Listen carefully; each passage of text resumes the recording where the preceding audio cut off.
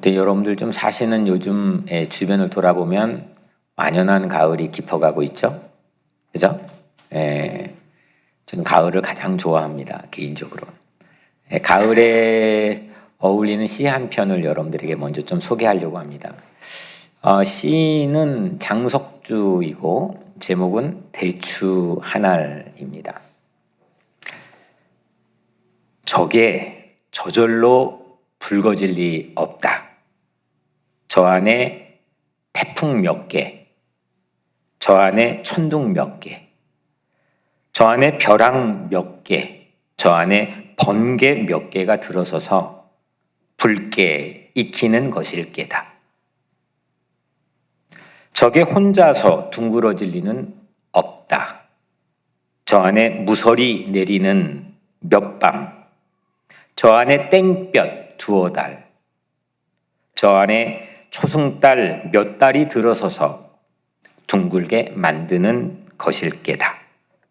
대추야, 너는 세상과 통하였구나.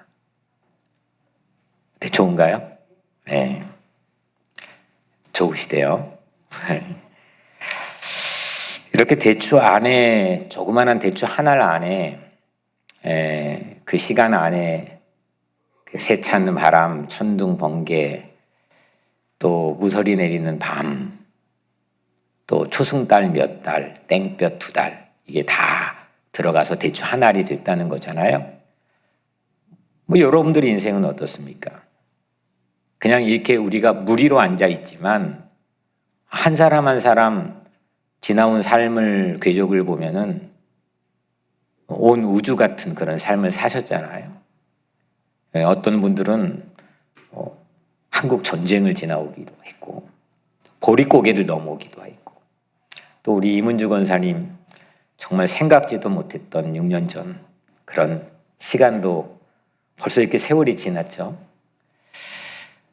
이렇게 우리 한 인생마다는 아마 책을 몇 권 써도 될 만큼 천둥 몇 개, 번개 몇 개 이런 것들이 다 들어갔으리라고 생각을 합니다.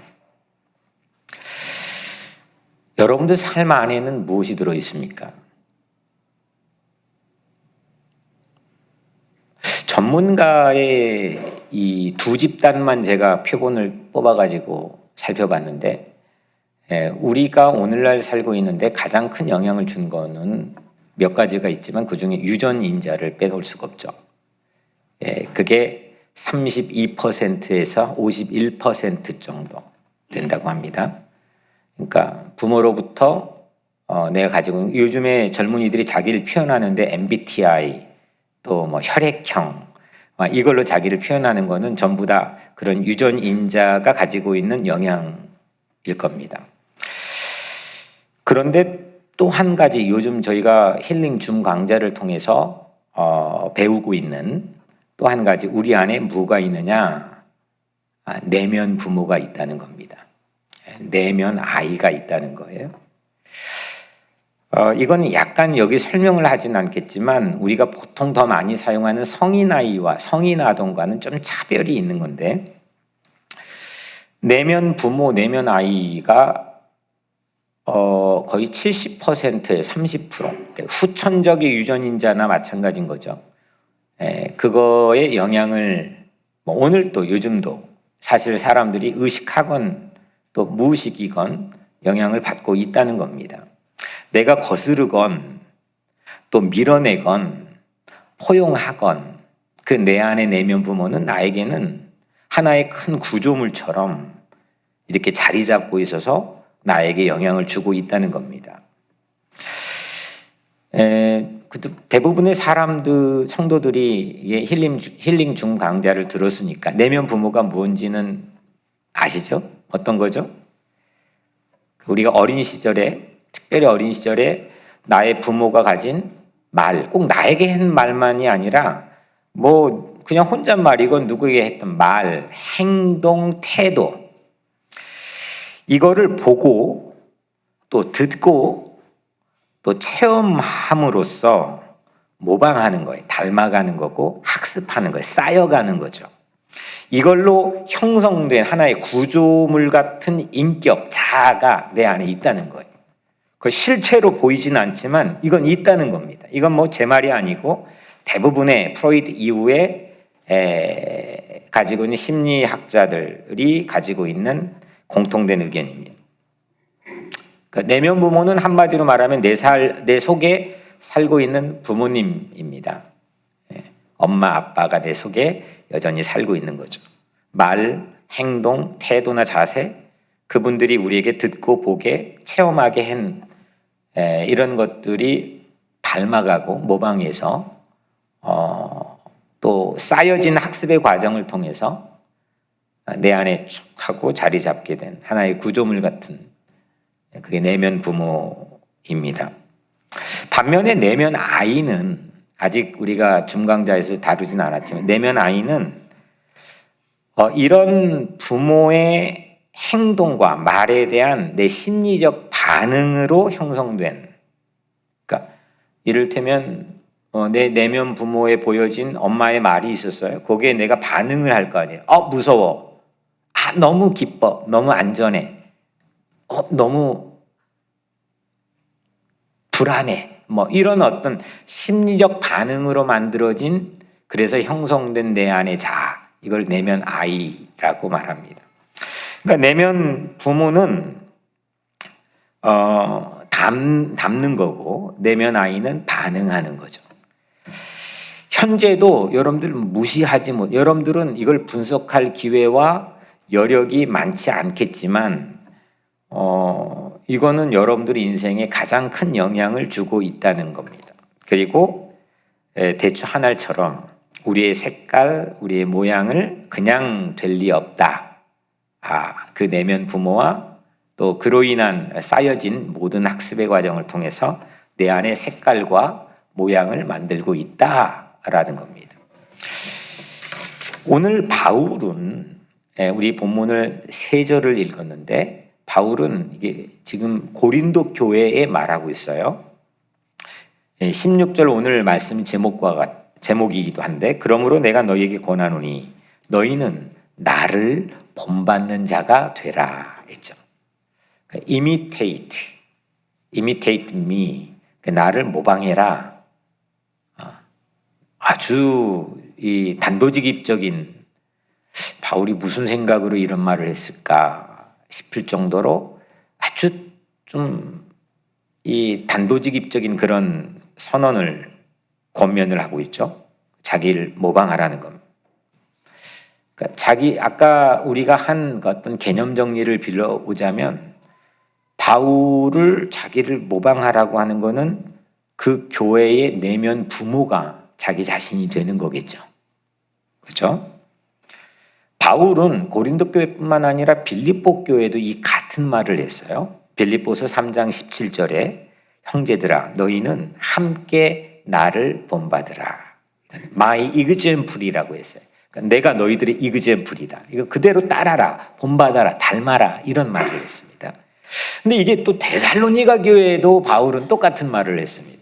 데살로니가전서 1장 6절에 너희는 많은 환난 가운데서 성령의 기쁨으로 말씀을 받아 우리와 주를 본받은 자가 되었으니, 그러니까 너희는 이미 우리를 본받은 자가 되었다, 닮아 있다.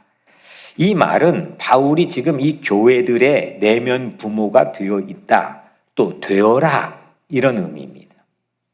그러니까 닮아라, 모방해라, 내가 너희들 안에 있다, 이런 말입니다. 이렇게 말하는 근거가 하나 있는데, 오늘 15절입니다. 그리스도 안에서 1만 스승이 있으되 아버지는 많지 아니하니 그리스도 예수 안에서 내가 복음으로써 너희를 낳았습니다.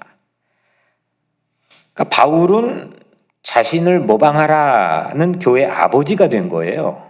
그러니까 내가 낳았다, 너희들 아버지로서 나를 본받는 자가 되라, 이렇게 말하는 겁니다. 이거는 긍정적인 내면 부모가 되는 거죠.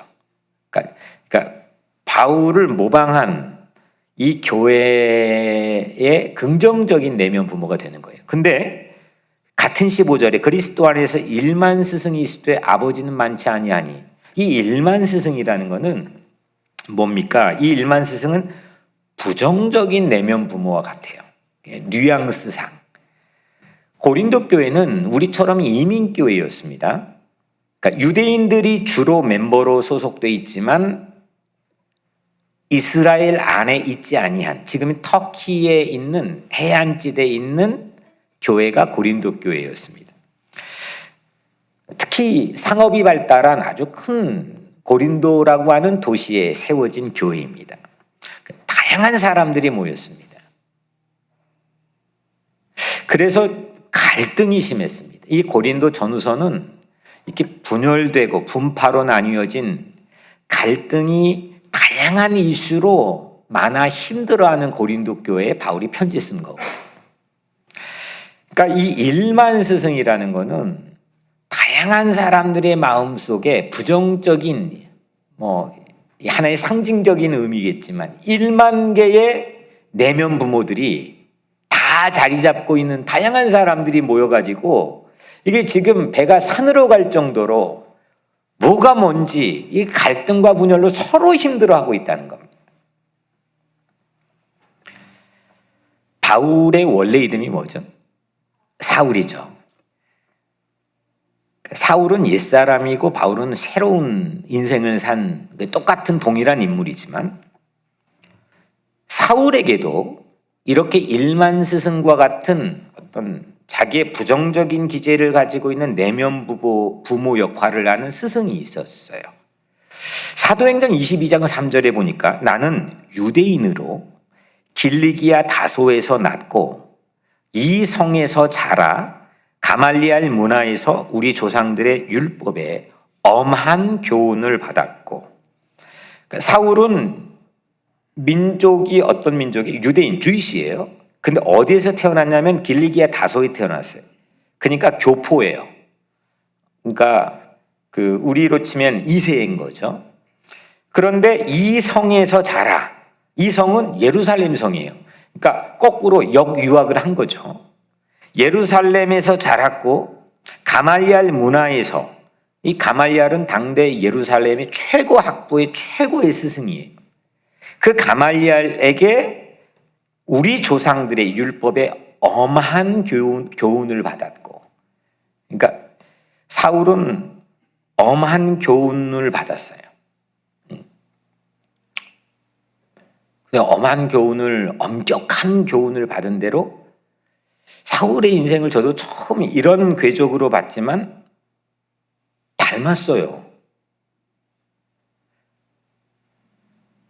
유학파였던 사울에게 가말리알이 입혀준 이 엄한 교육은 자신의 어쩌면 강력한 내면 부모와 같은 건데 그의 행동들을 성경에서 우리가 찾아볼 수가 있습니다. 사도행전 22장 4절에 보면 이건 사울입니다. 내가 이 돌을 박해하여 사람을 죽이기까지 하고 남녀를 결박하여 옥에 넘겼노니 이 돈은 예수를 따르는 사람들이죠. 그러니까 사울 행동은 이게 지금 보면은 엄하다 못해서 과격했죠. 예수 끈앞으로 보이는 모든 사람은 닥치는 대로 누구든지 공격했고, 심지어는 뭐라고 했어요? 이 돌을 박해하여 사람을 죽이기까지 하고, 사람을 죽여본 사람이에요. 그리고 매우 드문 표현인데, 바울 서신 내에서는 매우 드문 표현인데, 남녀를 결박하여 남자뿐만 아니라 여자까지도 가리지 않고 잡아서 투옥했습니다. 아주 거친 사람이 되었죠. 끔찍했습니다. 조상들의 이 엄한 전통, 모세의 율법으로부터 대략 1300년, 통칭의 1000년 동안 가진 이 전통을 엄하게 배웠습니다. 그 강력한 내면 부모가 사울의 마음에 딱 하고 자리 잡고 있는 거죠. 그대로 그는 행동했습니다. 사울의 내면 부모는 이런 의미에서 한 스승을 통한 1000년 전통의 내면 부모를 가지고 있는 거죠. 스데반이 돌에 맞아 죽어갈 때 첫 번째 기독교의 순교자죠. 죽어갈 때 그 현장에서 그 돌을 던지자라고 한 주동자들, 그 주동자들이 벗어놓은 옷을 사울에게 맡겼죠. 그리고 제가 갑자기 교부 이름이 생각이 나지 않는데 그 교부의 기록에 따르면 사울은 거기에 가표를 던졌어요. 스데반을 죽이자라고 하는데 찬동하고 그 현장에 있었던 거죠.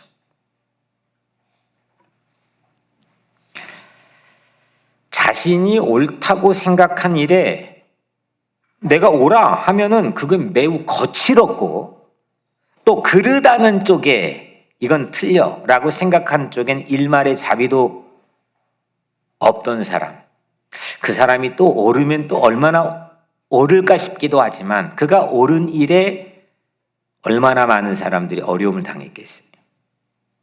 우리도 그럴 수 있거든요.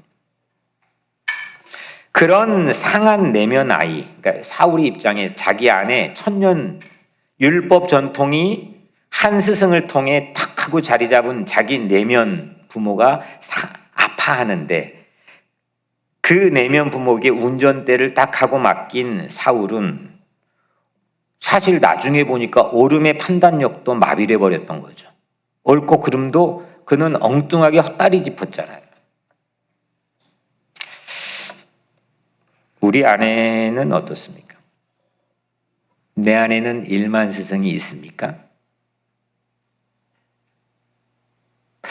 집단적인 내면 아이건, 역사가 제공하는 하나의 어떤 시대적인 내면 아이건, 내면 부모건, 아니면 각각의 다양한 부모에게서 경험한 내면 부모건, 이건 우리 다 가지고 있는 거예요.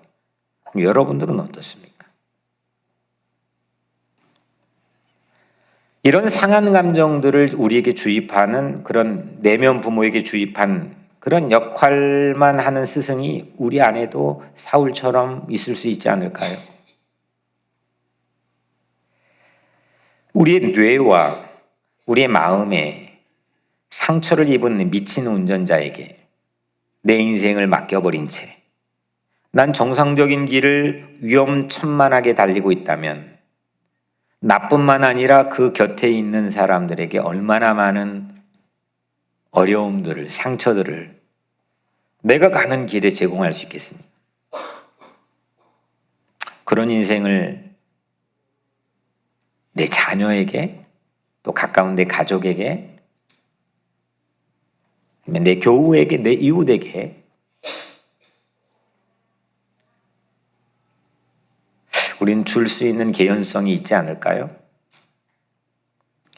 그런데요, 하나님께서 이런 말씀 주셔. 출애굽기 15장에 나는 너희를 치료하는 여호와임이니라. 그러니까 치료하는 라파, 여호와 라파. 우리를 치유하시는 하나님은 우리의 의사이신 줄로 믿습니다. 저는 믿어요. 그거를 고칠 재간은 나 각자의 자신에게도 없고, 이건 어떤 의사도, 세상의 의사도 못 고치고요. 그냥 평생 그렇게 살아갈 위험도 많고요. 나로 인해서 충돌 사고들이 빈번하게 발생할 수도 있고요. 그게 가까운 자녀가 될 수도 있고요. 맨날 만난 친구가 될 수도 있고, 그래서 내 관계가 자꾸 어그러질 수도 있는 거고요. 그 원인 파악도 안 된 채 그냥 인생을 살아갈 수도 있다는 거죠. 근데 하나님은요, 나는 너희를 치료하는 여호와임이니라. 하나님이 우리 내면 부모와 또 내면 아이를 전 치유해 주실 거라고 확신합니다. 상한 감정에 아파하는 그 내면을 사울에게처럼 하나님이 우리를 치유해 주시기를 주의 이름으로 축복합니다. 여러분도 근데 일만 스승보다, 사울이 말한 일만 스승보다 일당 1만 역할, 일당 1억 역할을 하는 그런 한 스승이 내면 부모로 탁 하고 자리 잡은 사울이요, 전혀 딴 사람이 됐어요. 아시잖아요. 그 딴 사람의 모습들은 아마 저보다 여러분들이 훨씬 더 잘 아시리라고 생각합니다. 예수 이후에 가장 드라마와 같은 그런 변화입니다. 그날 또 사울은 예수의 끈앞을들을 잡으려고 공문서를 제사장으로부터 받아 다메섹, 요즘 말은 다메스쿠스로 가는 중이었습니다. 정오였습니다. 다메섹에 가까이 올 무렵에 갑자기 하늘에서 정오였는데 눈부시게 빛나는 강한 빛이 사울에게 비쳤습니다. 그는 바닥에 쓰러졌습니다. 그리고 시야가 흐려졌습니다. 그때 음성이 들려옵니다. 사울아, 사울아, 네가 왜 나를 박해하느냐? 사울이 답합니다.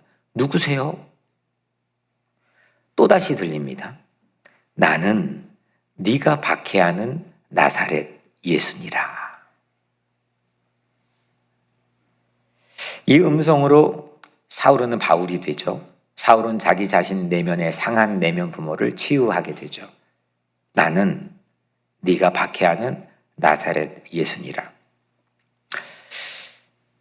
콘서트 뮤지션들이 콘서트 타이틀을 이제 콘서트를 자주 갈 기회는 없지만 여튼 콘서트 타이틀을 좀 주목하는 경향이 있는데 제게는 매우 인상 깊은 타이틀이 하나가 있습니다.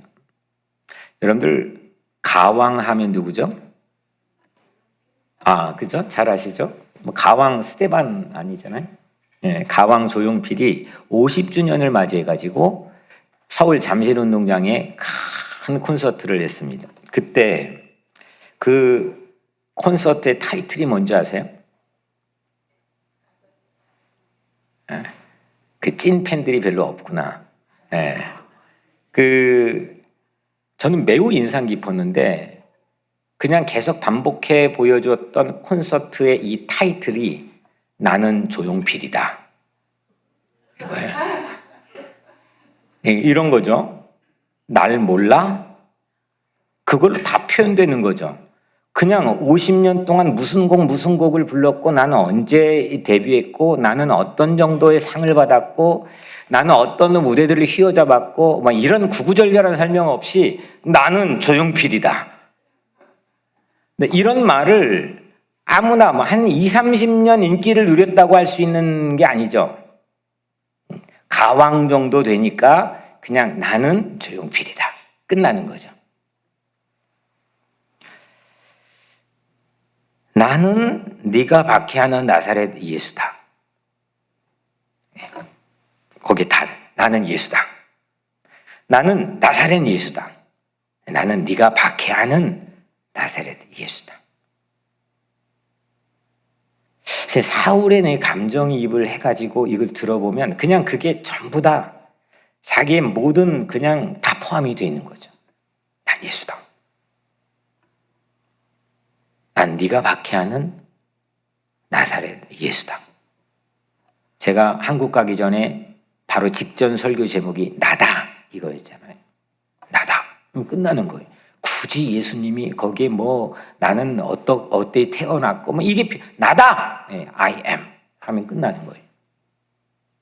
그래서 우린 예수 이름에 권세와 능력이 있다고 믿는 거잖아요.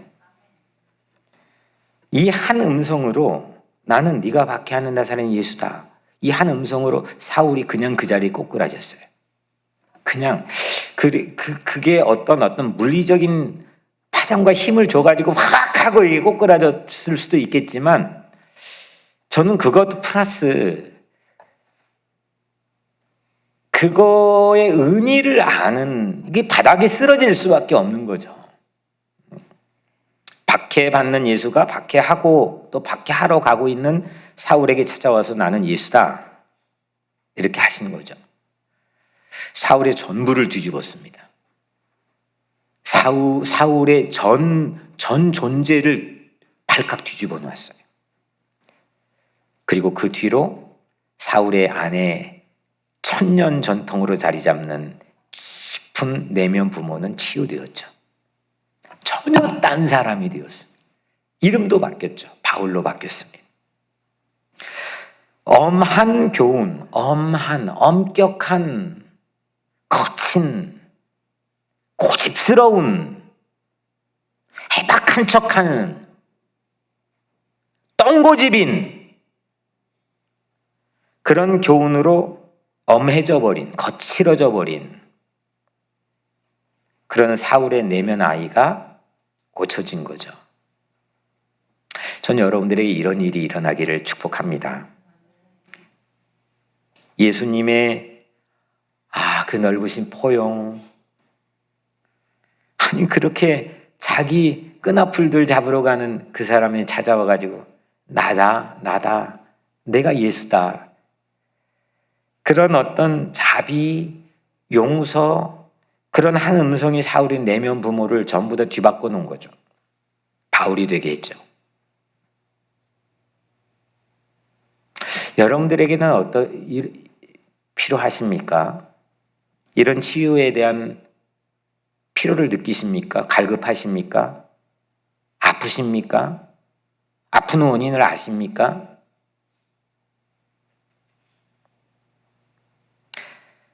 바울은 그때부터 교회들을 향해서 자기의 치유된 내면 아이를 가지고 내면 부모가 되는 거예요.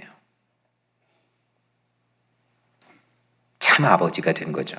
오늘 15절에 내가 복음으로써 너희를 낳았습니다.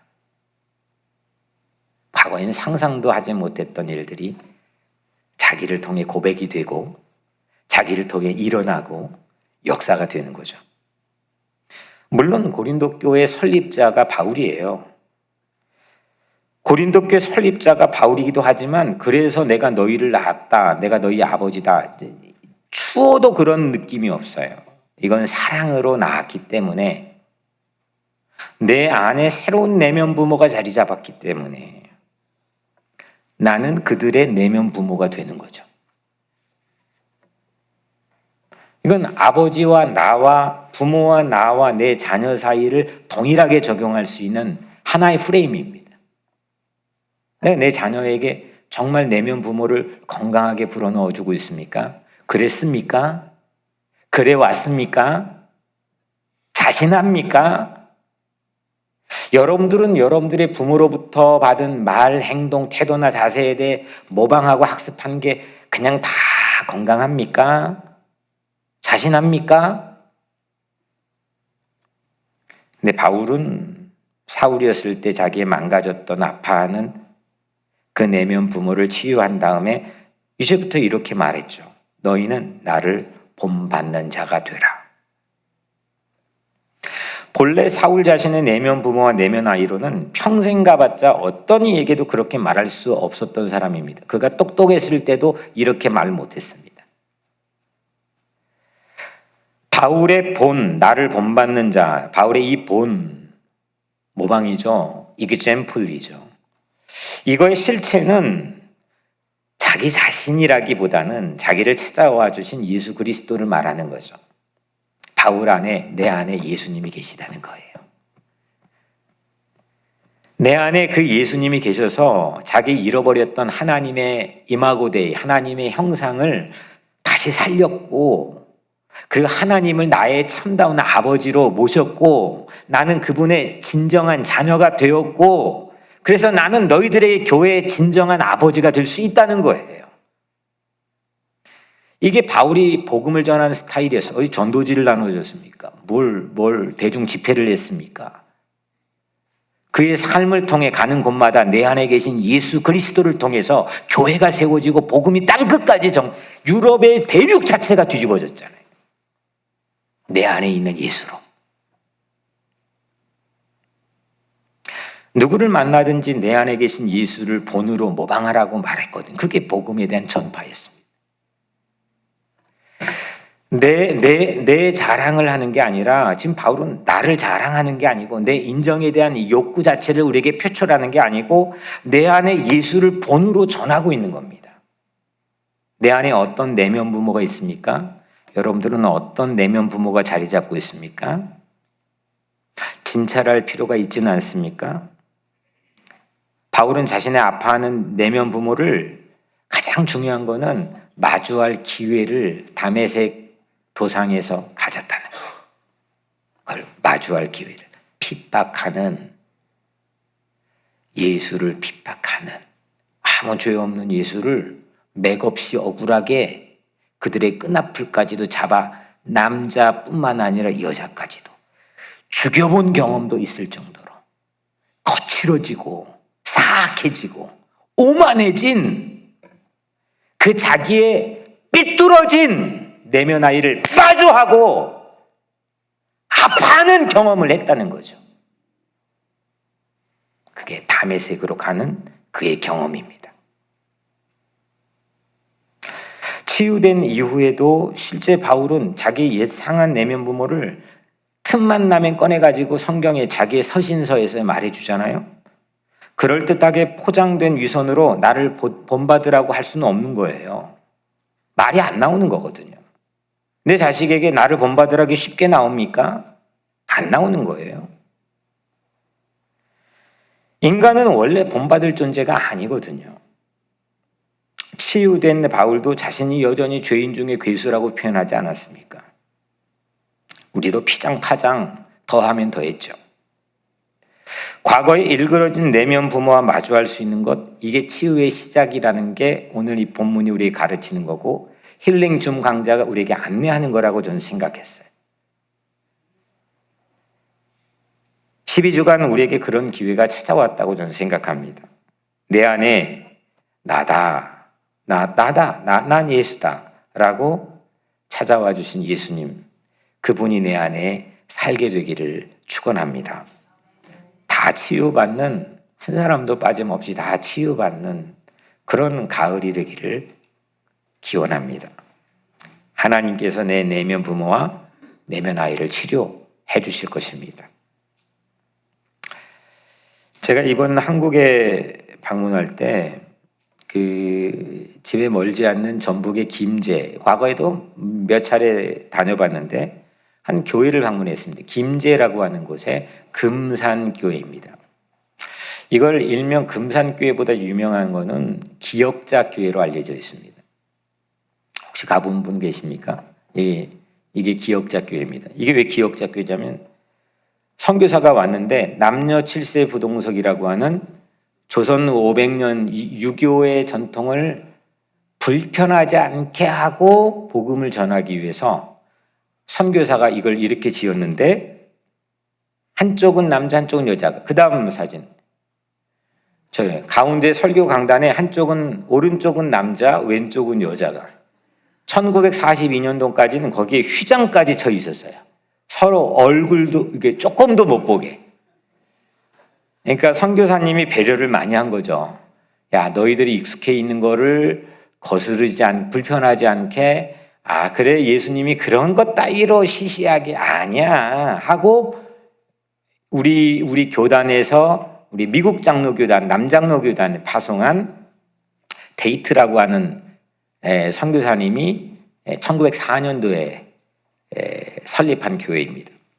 그 교회 이야기를 제가 잠깐 하려고 하는데, 그 마을에 구한말이었죠. 김제에서 가장 큰 부자, 가장 큰 지주, 수없는 종을 부렸던 조덕삼이라고 하는 사람이 있었습니다. 저랑 같은 조씨입니다. 1905년도에 그 지역에 그 테이트 선교사를 통해서 이 조덕삼은 잠깐 너무 빨리 나왔다. 네, 테이트 선교사를 통해서 이 조덕삼은 예수님을 영접했어요.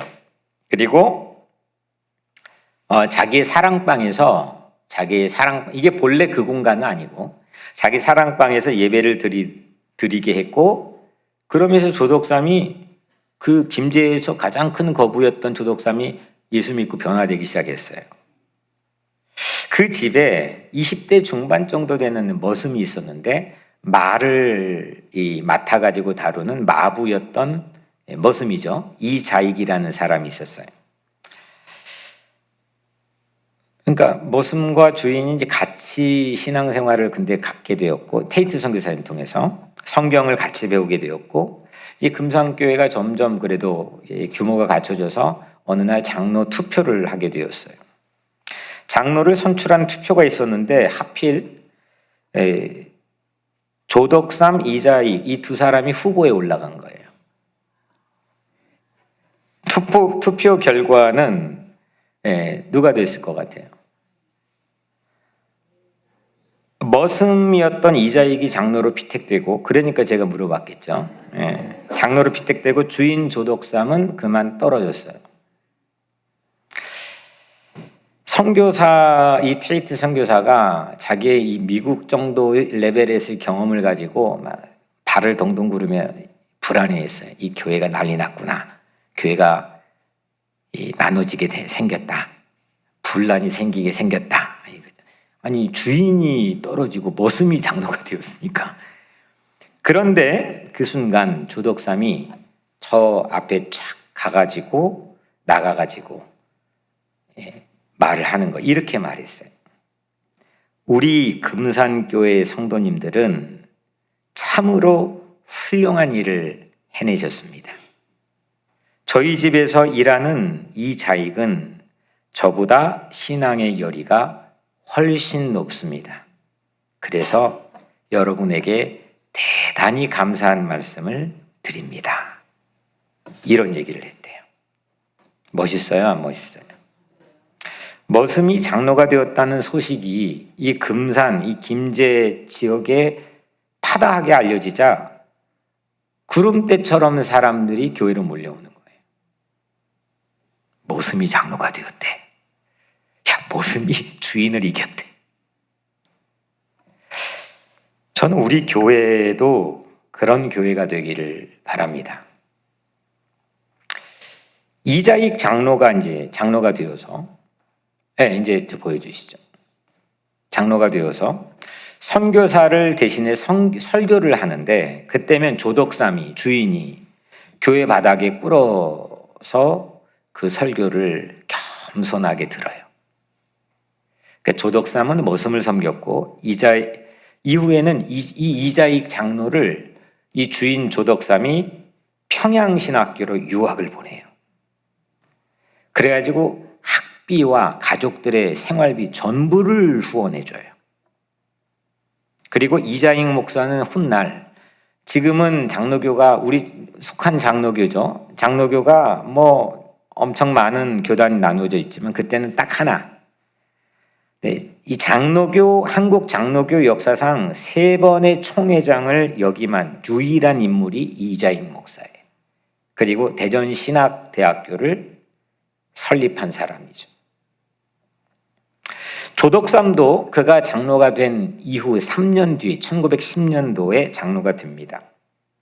그리고 그 아들 조영호, 그 손자 조세형 그 한국의 모 당의 국회 총재 대행까지 한 국회의원이었죠.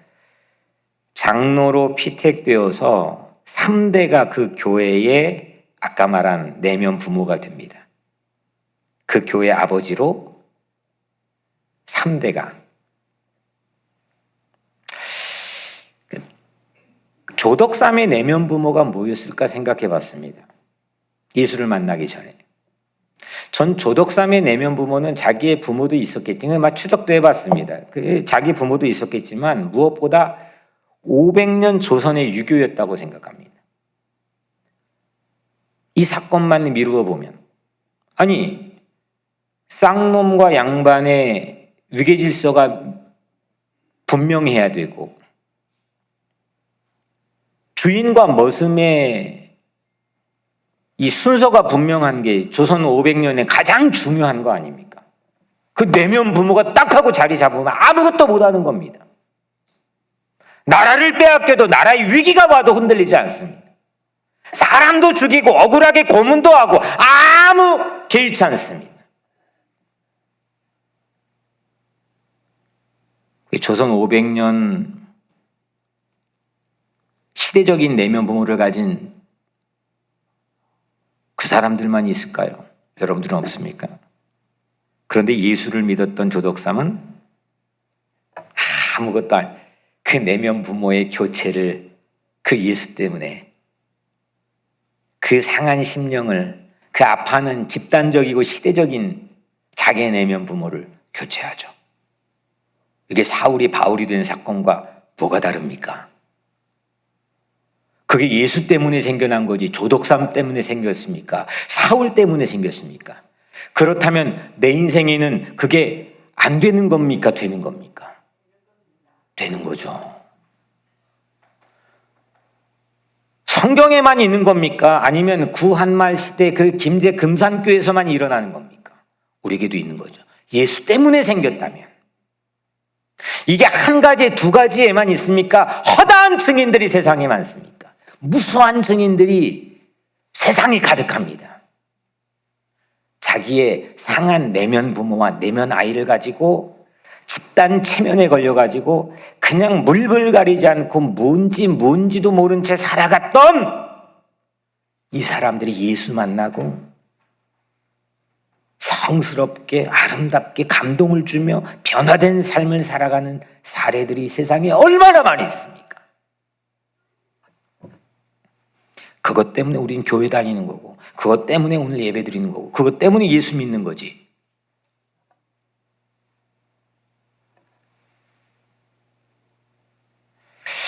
한 분이 이건 내 얘기 아닌데 표정인 것 같은데,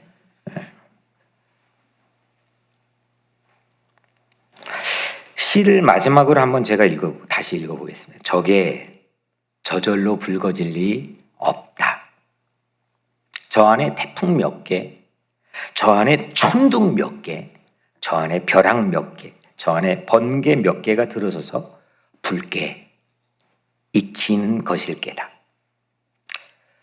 고작 대추 한 알에 태풍, 천둥, 벼락, 번개가 몇 개씩 들어서서 대추는 붉게 익어가는 관찰이라면 내 안에 내면 부모도 태풍 몇 개는 맞았을 거고 천둥 몇 개는 나도 알고 모르는 사이에 맞았을 거고 벼락 몇 개도 맞았고 그런 것들이 들어서 지금 모습으로 살고 있지 않겠습니까?